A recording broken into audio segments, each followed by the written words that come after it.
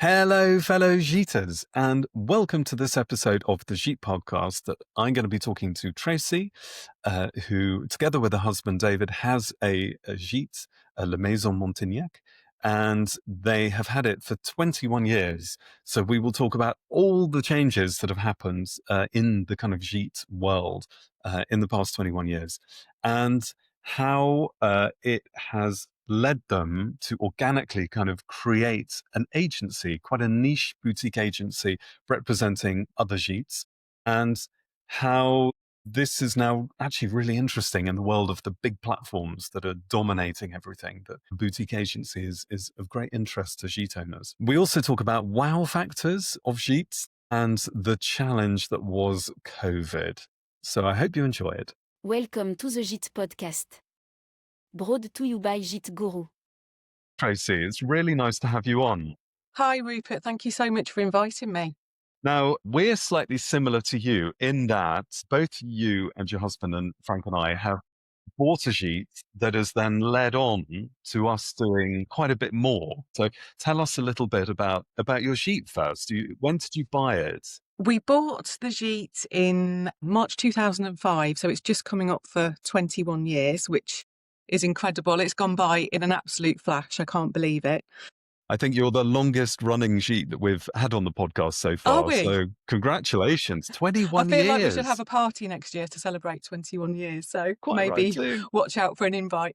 So you've got that Gite. What else have you done alongside that? So previously, we were not in this line of work at all. I always worked in financial services right from leaving school or college. And Dave has always been, up until the point where we went full-time with this business, a landscape gardener. And it was quite odd because obviously having worked and been employed for a good sort of 25 years in financial services, having that regular income, good salary and perks coming in, to then say, right, we're going to make the leap and go self-employed, it absolutely scared the life out of me. Just explain what you actually mean by being self-employed. What is it that you do? Well, running our own business as a sort of boutique rental agency, we very much focus on wanting to deliver a very personal service, both for the owners of Gites, but also for the guests that come and stay as well. And basically the service is us doing the marketing of the properties, handling the bookings, the inquiries, right through to after the guests leave. How many properties do you have on your books? We are about, I looked this up the other night. I think we're about 43 properties at the moment. And they're all in the Dordogne, Gironde, Lot-et-Garonne. Is that right? There's one a little further afield up in the Poitou-Charentes. It's quite diverse and we seem to naturally, obviously, pick up a lot of business. We've never gone out and advertised specifically. We don't do cold calling or anything like that. That's not our style. So all of the customers that have found us have either found us through a Google search or through recommendation and word of mouth, which is the majority of people. And so did you buy holiday cottages and villas or did you set it up yourselves? We set it up. Okay. And when was that? So we started, it must have been 2009, I think it was. Okay. And what prompted you to do that then? So you'd been running your Gite for a couple of years. Naturally, like I guess a few people do, we'd gone through a couple of changes in housekeepers until we found the right ones. Mm-hmm. And then after we'd been working with this particular, they're a lovely family for a couple of years. They were obviously working for other Gites as well and came to us one day and said, we've got a customer, they live in America, they've got a house just down the road and they're not getting half as many bookings as you.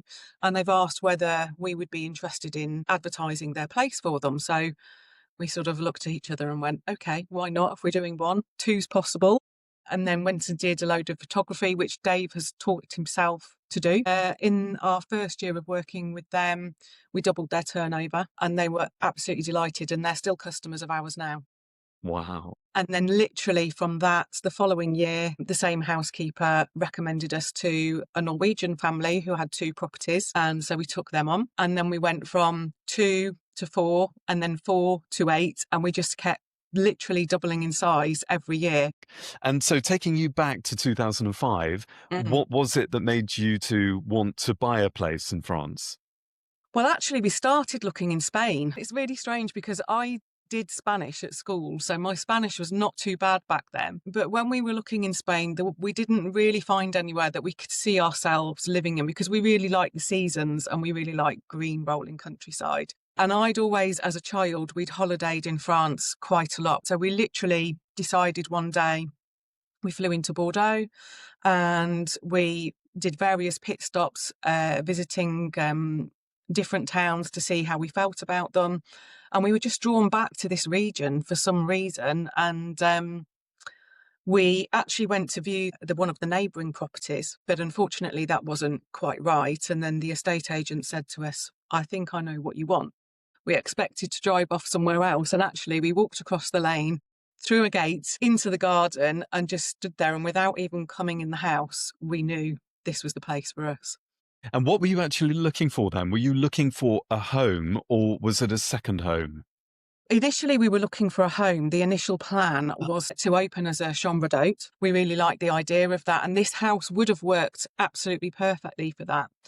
But this house cost us more money than we had originally budgeted for. And although we got a great deal on it, by the time we'd sort of paid all the legal fees and everything, it left us with very little in the bank to fall back on. And we decided it was too much of a risk to move here full time, with the fact that we had to furnish the whole place. We had to put a new roof on part of it. A friend of a friend ran a similar sort of business that we do now and recommended to us that we rent the whole place out, which is how it all started. And do you regret not having done chambre d'hôte? No, because it's really hard work. I know. You wanted a chambre d'hôte, preferably in Spain, and you ended up with, and you wanted to live there, and you ended up with a gîte in France that you didn't live in full time. How funny. And how much time did you spend there then, once you finished the renovations? And very little, to be honest with you, because at that point I was still working full time. So for the first probably at least 10, 15 years, we would literally come out maybe for 2 weeks in the spring, and then 2 weeks in the autumn, spend all our time working and then go home again. What a fantastic holiday. We weren't sort of really getting to experience French life. We weren't, being immersed into the culture as much as we wanted to. Having the freedom to be able to come and go, obviously within Brexit limitations, that we're able to spend more time here. We still do a lot of work on the house ourselves. As Dave always says, there goes another Porsche, a new roof, a new terrace or whatever. So there's always a project around the corner, isn't there? Absolutely, but wouldn't change it for the world. And so you live here part of the year now rather than full time. Yeah. And what was it really about the property that you fell in love with? The views are absolutely amazing. We're so fortunate that we are 20 minutes walk into Montségur, which is such a beautiful Bastide French town, but we have uninterrupted views of 10 kilometres straight across to Duras. Wow. So it's just beautiful to wake up in the morning. Yesterday, the sunrise here was absolutely stunning. And this morning it was completely different. This morning it felt like we were on top of a mountain because all the cloud and the mist was below us. It's so peaceful, but you have pretty much everything you need on a day-to-day basis on your doorstep as well. Does it feel like your home when you're there, or does it feel like a business? No, this feels like home, and even this area feels like home. And tell us a little bit about the Gîte then, because it is big. You've got, I think, 7 bedrooms? 7 bedrooms, 4 bathrooms. So we are a barn conversion. So we're really lucky that we have a full height ceiling in the open plan living space. Yeah, it's enormous space, isn't it? But it's really social, which is really, really nice. So it's lovely, when we're here and we're entertaining. And it would be the same for obviously guests when they stay. We've got the option of 2 lovely terraces as well as, the private heated pool. And we're also fortunate enough to have a tennis court as well, because the previous owner was a gentleman called Patrice Dominguez, who was a famous French tennis player in the 70s and represented France in the Davis Cup, went on to train the likes of Henri Leconte. And so when we bought the house, one of the rooms was adorned with photographs of a lot of those people playing tennis on this tennis court. We've got Wow. a lot of his old tennis rackets, loads of memorabilia, players' information for tournaments and things like that. Oh, what a brilliant part of the history of the house to Yeah, have. yeah, That's really fun. And out of interest, what's it like having to maintain a tennis court? very hard work. We had to resurface it this spring. So we had 20 tons of clay to put down, which all had to be obviously equally spread, rollered with the most heaviest cement roller that you've come across in your life. And we were both looked like we'd been tangoed afterwards. So And the clay just disappears over time, does it? it You know, does, yeah. So it obviously, turns to as it's powder. And used, it sort of disappears. So it needs sort of constantly topping up. would you say that the maintenance of it is similar to how you maintain a pool? Is that kind of time and money to invest in it, or I think pools are probably more expensive. Pools are sort of obviously a little bit more of an unpredictable beast, especially when you get bad weather and a thunderstorm. So you've constantly got to be on top of your game with them, haven't you? So yeah, you can accommodate a lot of people. You're within walking distance of a town with loads of good amenities. You've got the heated pool and the tennis court. Is that why people come and stay with your place? Because you just offer I think that's a everything. big part of it. And we have a games room as well. So we've got table football, ping pong, darts. You know, we do have a lot of multi-generational families that come. And the way that the building is laid out, we've actually got 4 bedrooms, one, two, three, yeah, 4 bedrooms in the main part of the building. And then we have a garden suite, which is totally independent, which is perfect for grandparents if they want to get away. It's en suite, so, you know, they've got their privacy. And that it still offers all that peace and tranquility at the same Yeah, time. yeah. And we're also, you know, only about an hour and a quarter's drive from Bordeaux Airport and about 45 minutes from Bergerac. So Brilliant. Yeah. perfectly placed as well. And when you started out, so the first year you rented it as a gîte, do you remember how many weeks occupancy you had? I think we were at about 17 weeks Wow! in In our your first first year. year. Yeah. Yeah, and I can still remember the first booking that came in. We were sat in a pub and someone rang me and said, "We want to book at your house." And I can just remember the excitement, and it's still, it doesn't go away. Still feel the Yeah. same about it now. And how did you market it then? Because you didn't have a website, or did you in 2000? We had a website built, but then back in the day, we were using, well, it would have been called Owners Direct then, which was absolutely a fantastic website to use and Yeah. not like the thing, you know, don't get me wrong, I've got nothing against the bigger platforms like Airbnb, but they're very impersonal, and which is what we aim to be the opposite of. But Owners Direct was very much like that in the day. So that And sort of who did helped they us become? get Did they started. become Home Away, They eventually became Home Away, yes. who have become Verbo, Yes. which Yeah. is So it's, Abratel in France? yes, It's really complicated, isn't it? it is. It is. When we started out in 2016, we got, I would say, half of our bookings came from Home Away. And then 2 years later, Expedia bought them, and we never had another booking. Every time they are taken over by a different company, settings change, all sorts of things change. You constantly have to be on top of the game to understand how their algorithms are working. Nothing just stays the same, does it? No. And what's your occupancy like now? So for this year, for instance? This year we were at about, I did have a look at this the other day, so we were 88% this year. But that 88% is in a smaller season than a lot of people operate in. So we usually start the last week of May and we go through to the middle of September. We go to And the end of October. that's because you actually want to use the property yourselves?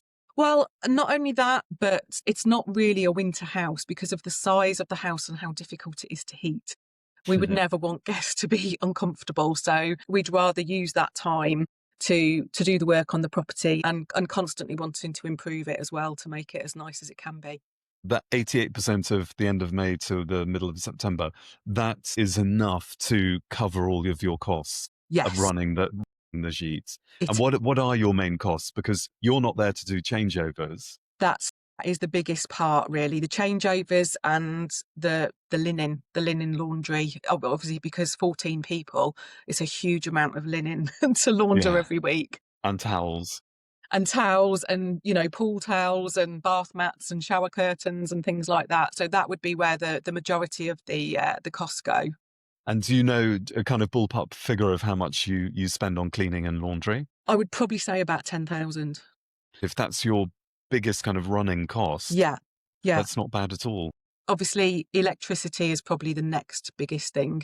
Yeah. Because we're heating the pool, and it's a big house with lots going on. What have you seen as the biggest changes from running your gîte in the last 21 years? People's expectations have increased dramatically. People, I think now, because we have everything at the touch of a button, and people have obviously more disposable income than they did years ago, although obviously, cost of living crisis at the moment is not easy for everybody. But yeah, I just think people want to go somewhere where it's actually better than their own home. So they want it to be a really special and memorable experience. So I think that's why the higher end of the market does well, because it delivers that for people. Whereas I think these days, because the market is quite saturated, you have to stand out and have some wows about your property to attract people to come and stay. Well, it's interesting you used the word experience there, and I do wonder whether in the past it was more about being somewhere and having accommodation, and now it really is ensuring that the guest has the most brilliant experience during their holiday. Absolutely. Which is, I know, something you and Frank deliver really, really well. Yeah, that's what we spend a lot of our time on, is making sure that we can tailor the kind of holiday to suit the guests. So the expectations of the guests, but also you mentioned saturation. So do you have much more competition now than you did 21 years ago? Yes, but then I also think technology has sort of come a long way since then as well. I mean, I can remember when we first started, to take a booking, we used to print up a form, post it out, the guest would fill it out and return it back with a check, which we then have to take to the bank. And it So was just how long would that process be? The booking process would be a week? a week, yeah. Yeah. How funny. And now it's 5 minutes? It's instantaneous, 2 minutes to complete a booking form online and make your payment and it's done. So I think technology has come a long way in terms of how people book holidays. Obviously, that's changed. I also think probably a lot of people like coming to this part of the country as well, because it is like stepping back in time and it's such a more relaxed pace of life. And I think people just need to get away from the rat race of the world and really just spend some quality time with friends and family. I always find it so interesting that our guests, one of the highlights of their week is going to the local market. And it's Yeah. something so simple, Yeah. but it's that feeling of being outside in the sunshine, lots of people around you, happy, local produce. It's often that very simple kind Yeah. of touching base again. What challenges have you found with your gîte in the last 21 years? Because a lot has happened since then. We've had Brexit, we've had COVID. You also had the crash in 2008. Even when the volcano went up in Iceland, we had guests stuck here. That's not bad. I'd rather be stuck at my holiday than not being able to Absolutely, get but to when my you've got holiday. back-to-back changeovers, it's quite Yeah. difficult. But I definitely think the biggest challenge was COVID by far. And why? Because it was so much the unknown. Nobody really knew what to do, how to handle things, what was going to happen, how long was it going to take for things to get back to normal, for things to be able to travel. Are we going to get any guests this year? Are we going to actually make any money? So it was really scary and challenging because rules were constantly changing. And not only did you have guests phoning you probably all the time saying, can we come? Shall we come? The How's it owners, going to work? But you had the owners as yeah. well. So there was a whole massive piece around communication. I was having to constantly make sure that owners were kept updated. I could probably count on one hand how many guests asked for their money back, but the majority of them transferred to the following year. And in some cases, when they weren't able to travel in 2021, continued and transferred to 2022. So they were incredibly understanding, but I think that was because of the way that we handled it and just treated everybody with respect. And although it was a really difficult year for all of the owners, and probably the majority of us, I would say, scraped enough money to pay the bills, and that was about it. But we've been paid back in dividends because those people have remained loyal customers and come back to us year Yeah. after year. We just had one lockdown after another, it Yeah. just went on and on. Every time we thought we're out of it now, we can start taking bookings again. And then it got really tricky. How did you deal with that? We put policies in place, and we were constantly seeking legal advice as well to make sure Yeah. that we were always the right side of the law. Obviously, you're trying to protect an owner, but you're also trying to look after a guest as well, and just trying to be as flexible as possible, but making sure that everything worked for everybody. And it was very difficult because it was very isolating as well, because, you don't know who to talk to, who to share those experiences with. But there was a few owners who really sort of went above the mark and almost became colleagues of the business. And it really did mean that we were working late into the night often, Yeah. because once the rules changed, everything that you've done before was just null and void and start again. I know. So It's awful, I isn't hope it? we never have to repeat that. We found it quite tricky to understand what the rules were. We had a fortnight booking from somebody who lived in France and was French, but he was doing a tour, Right. and so all of his clients were coming from Australia, and he could travel and come and stay here, but the travel restrictions at the time were that they couldn't. Yeah. And took us quite a while to talk with him about this and come to a conclusion that was fair. But it was really tricky. But just like you, that was the point that we got in touch with a couple of different Gîte owners in the area, and we became a kind of support network for each other. And some of them said, we're not going to open our calendars for the coming summer because we know we can get rid of them last minute. So we'd much rather not go through the hassle of people trying to book now, having to explain what all the policies are, Yeah. the cancellation policies and stuff, and then have to cancel them anyway. Yeah. We'd much rather just, hit the ground running in May and Yeah. start selling June, July, August then. Yeah. We also had to pivot who we were marketing to as well. So typically, obviously, because we're UK based, the majority of our customers are English or English speaking. So, we do get Americans, Australians, people from New Zealand, but we really had to try and focus on the French market because we knew that there would be less chance of interruption with those guests. Mm. And we were really, really lucky that we had a couple of bookings from some families in Paris, and they were so impressed with us that they told all their friends about us. We had, as soon as the first lockdown finished, we had some regular guests who were Americans who live in Paris, and they live in a lovely apartment, but with two very young children with a balcony that's probably 2 square Gosh. meters. And as soon as lockdown finished, they came here for 6 weeks. And it was really funny, actually, because when they arrived, the kids jumped out the car. They're very young. They're probably 4 and 6 at the time. And without anyone saying anything, they took all their clothes off and they started running around the garden screaming.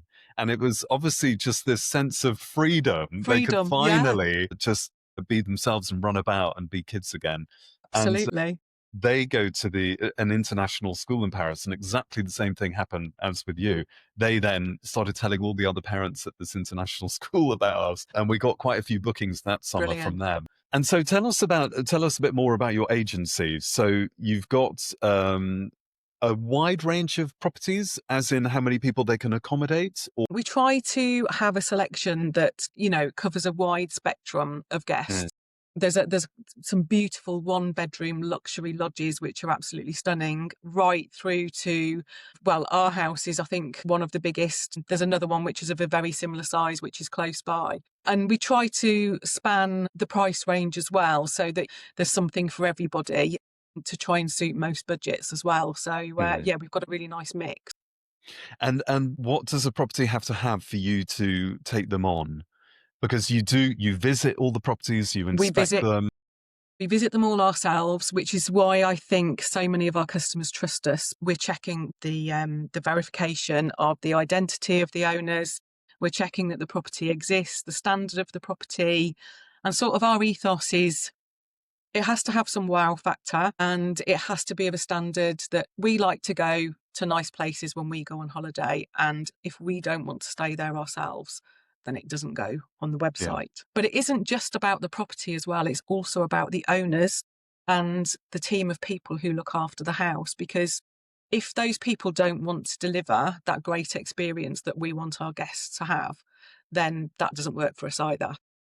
What do you mean by that? You mean the cleaning or the The standard of the maintenance? cleaning, but the maintenance, yeah, the willingness to sort of accept feedback, because we all know that you can't get things right 100% of the time with the best will in the world. And, there are some owners who will dig their heels in and say, oh, well, that's the way that it is and it's my house. And if people aren't willing to accept that feedback and improve things, then, they're not the type of owners that we want to work with. How many new properties do you take on each year? Is there a kind of ebb and flow? There is an ebb and flow, yes. This year we've actually lost some properties through sale, which have then become residential, which is a bit of a change in the market that we're seeing as well, that, there are some people who are selling up. But yeah, I would probably say every year we'd probably take on at least 2 or 3 new properties. And you must have become expert online marketeers. Yes, we sort of split the business responsibilities in 2 ways, really. So I'm front of house because I'm really a people person. And then Dave is the sort of techie person in the background, although you might not have believed that when we were trying to log on to this podcast earlier. Well, he solved it. I was very impressed. He did solve it. But yeah, that is sort of his area. Yeah. We have a booking system which, costs us a lot of money every year, but we couldn't operate without it. And then that allows us, if we want to push properties out onto different platforms as well. So it's understanding how all of those platforms work and the tech, how it all integrates and everything's. Yeah, it's constantly changing. Your owners basically just give you their calendar and say, fill it. Yeah. We're not always sole agency. So where we're multi-agency, we ask for iCal feeds so that, because our worst nightmare would be a double booking. Have you ever had one? No, because No, I'm just neither have we. absolutely paranoid about it. I know. Is it still very much UK guests who are coming, or has that changed as well over the years? Yeah, it has changed over the years. We used to get a lot of international clients. Yeah. That seems to be a little bit less so now. But again, the market evolves consistently. This year, we've seen a little bit of a slump, I think, in the number of people that are coming from England. And I think a lot of that is post-Brexit, the cost of travel and things like hire car have really gone through the roof. We've noticed it because we are so fortunate to live 40 minutes from the Eurotunnel. So we used to buy 10 crossings a year for £400, and now it costs us £200 a crossing. So, it's changed dramatically, and you can understand, especially with the cost of living crisis at the moment, people before might take 2 or 3 holidays a year, and I think people are taking less. So I've definitely... That's exactly what we think. Filling April and October, which is the kind of maybe 4th or 5th holiday of the year normally for our guests. Those are the ones that are really tricky at the moment to fill. And in the past, that wasn't the case. And you charge your owners a commission on any bookings that you take. Yes.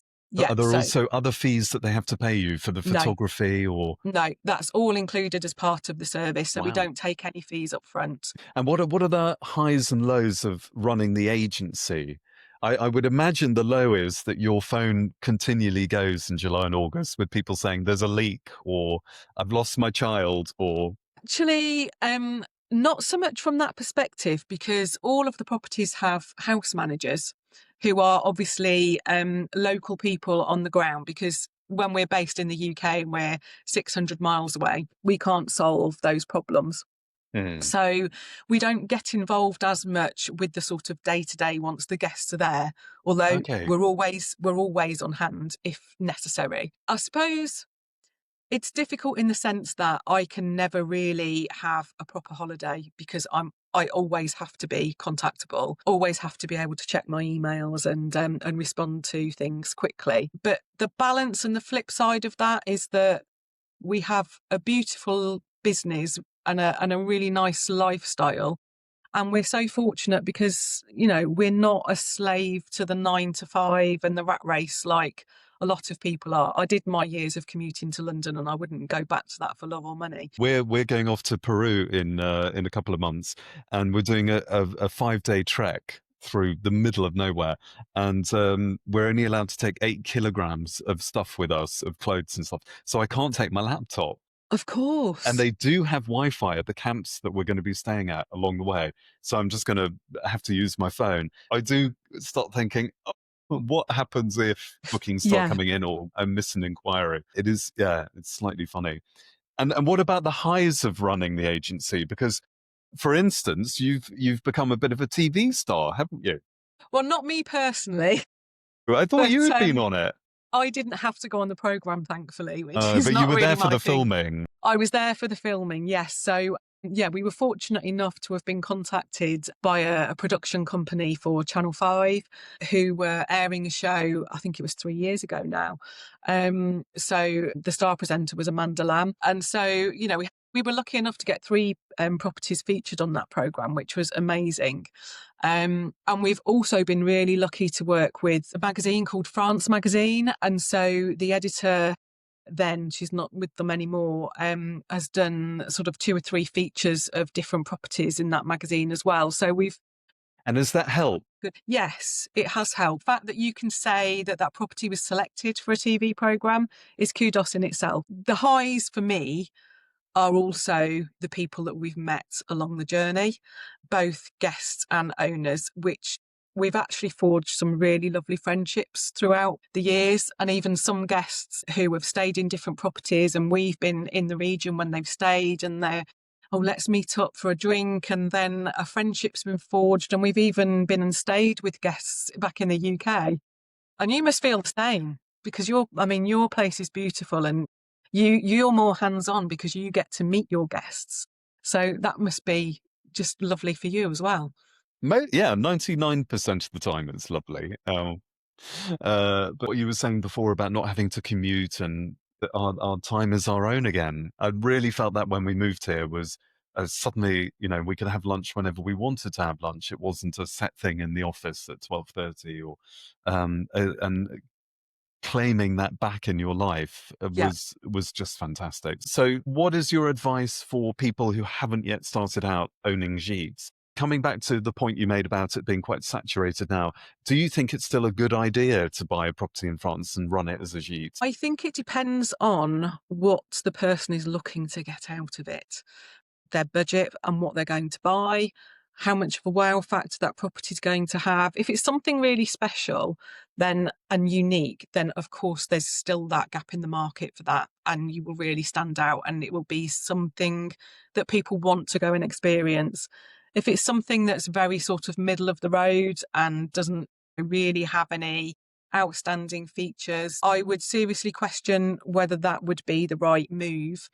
I think for people that are perhaps thinking, oh, it's an easy option to buy a place in France because property's cheaper here, but if you're then having to pay people to manage that for you on a day-to-day basis, and if you're having to develop it as well, cost of materials and labour now is really expensive. So it does make me laugh when you see these programmes, you know, people have bought a chateau for 200,000 and then I think, yeah, you're going to need another million to renovate the thing. And what other top tips have you got? So pick the right place.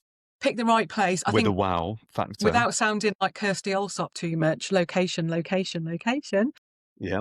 Because, yeah, that is really important. And especially the sort of region that we live in, Rupert, a lot of people have never been to this area. It's very rural. Perhaps, you know, some of the locals don't speak English, which I would never expect them to anyway. But if your French isn't up to scratch, it can be a little bit daunting and challenging. No, I completely agree with you. And what do you think the future looks like for your Gîte and for the agency?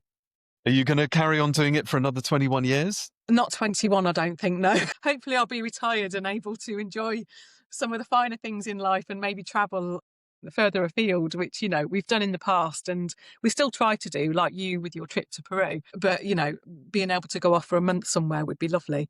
There's still things that we want to do to the house to get it to a point where we really feel it's finished until the next custodian comes along, whether that might be 10 years' time. Who knows? I'd like to think we've got at least another 10 years. And in terms of the business, we've consciously made a choice that we never want to go down the route of employing people, because we want to ensure that the service and the experience that we deliver is what we expect. And when you start employing people to do that, I know that I will end up managing people rather than doing the part of the job that I really love. And so we want to keep it as a boutique agency. We don't want to be the next Verbo or Airbnb. And a very personal question. Has anyone asked to buy your agency from you? No, not as yet, but that would be the aim, is to be able to sell it on to somebody who would like to carry it on with the passion that we've got for it. Yeah. I think it's more likely that you're going to be contacted by a big platform who would like Maybe. to swallow you up. Yeah. But I think that's the beauty of what you were saying about having a boutique agency. I think that all the big platforms are just getting bigger and bigger and bigger, and they're not necessarily working for us as Gite owners anymore. Yes. We have our own business interests, and they don't always align now with what the platforms are asking. So people like you, I think, are so important. I think the niche boutique agencies are going to become more and more important to us as Gite owners in the future. I actually agree. We do work with the likes of Airbnb, and even we know the frustrations that, when something's not working the way that you expect it to, sometimes to try and get hold of an individual to really take ownership of that problem and help you work through it is quite difficult. So Well, thank you very, very much for all of your time. And it's a pleasure. I love the fact that you wanted a chambre d'hôte, or rather a B&B in Spain, and to live there. And you've ended up with an agency and a Gite, and you've given up your salaried career to do this. I love it. So inspiration for all of us. Well, absolutely. And it's, we were so lucky to have met you as well and see what you and Frank have achieved as well. Again, building that sort of community where we can all help each other out in times, I think, is really important. So, yeah, It's been a pleasure. All right. Thanks a lot, Tracy. Take care, Rupert. Bye-bye. Bonne journée. Welcome to the Gite podcast. Brought to you by Gîte Guru. Well, there have been a lot of changes in the past 21 years of Tracy and David running their Gite. And the points I found most interesting were that platforms in that time have become much more impersonal. Tracy obviously works really hard at building the relationship with both their owners and their guests, which is something the platforms just can't do and don't do. And also because they run their own Gites, they're able to use all of that knowledge and experience in representing other owners. And again, that's something that the big platforms just aren't interested in doing and don't do.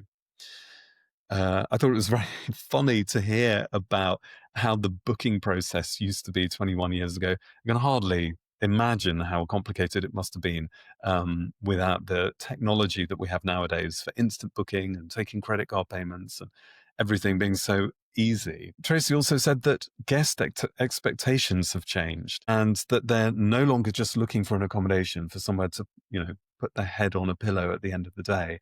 They're looking for an experience. And that's something that we as Gite owners really have to get to grips with and try and deliver. Tracy also said that France is now saturated with Gites, and I think it's understandable why, but Tracy said you really have to stand out. You have to have a wow factor. Having a generic, boring old accommodation with nothing going for it is not going to do you any good. You really have to have something with a bit of wow factor. And in the past 21 years, Tracy said the biggest challenge for them has been COVID. And I think I probably agree, because it was the unknown. We were all stepping into the unknown, and it went on and on and on. And she said that communication and respect were key. And I really agree with her on both of those points. And looking back on our experience, I do wonder whether Tracy, being the middle person, the middleman between the owners and the guest, was that perhaps easier than us as owners trying to represent our business, protect our own interests when dealing with guests. On the whole, all of our guests were absolutely fantastic and understanding, and we, worked with them in finding solutions to the problems. But we did have two separate guests who booked to come and stay here. They booked during the pandemic, so they were fully aware of the travel disruptions, and they were fully aware about our cancellation policy. And we discussed all of that before they booked. And yet, when they decided not to come, even though both of them could actually travel, there weren't travel restrictions in place, they expected us to be hospitable, because we're in hospitality, and refund them in full. And actually, one of these two decided not to come because they were a lawyer. He was a lawyer, and his court dates changed, which had nothing to do with COVID or travel restrictions or anything, but the expectation was that we would refund him in full. So I do wonder whether that's perhaps easier if you have a middleman, an agency working on your behalf, dealing with the guests, so that when there are unreasonable requests, you're not the one having to deal with it. It's Tracy. Hopefully, none of us will have to go through something like COVID again, and we won't have to deal with refunds and force majeure and cancellation policies quite the way we did for those 2 years. So I hope you enjoyed it, and thank you very much, Tracy, for speaking to us. I hope everyone has got as much out of it as I have. If you haven't met us before, we're Gîte Guru. That's Frank and me, Rupert. We run our own gîtes, Le Mas and La Mazette, and when we left our careers in Amsterdam back in 2015 to run these gîtes full-time, they became our livelihood. We had to make the business work.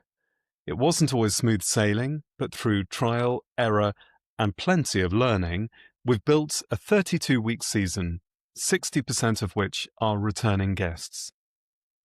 We started Gîte Guru to share what we've learned and to help others succeed too. So if you're looking for free tips, insights, and inspiration, head to giteguru.com and subscribe to the Gite podcast. For ongoing updates, behind-the-scenes posts, and relevant Gite news, including tax changes and industry trends, follow us on Instagram at gite.guru. And if you're after more personalized support, we offer tailor-made advice around your business, your gîte, its interiors, facilities, and the services you offer, and not forgetting communication and marketing, so telling the story of your gîte and making it visible to your target groups. If you're interested, get in touch for a free Zoom chat about your property, plans, and how we could help you. And don't forget, follow us on Instagram at gite.guru. See you there!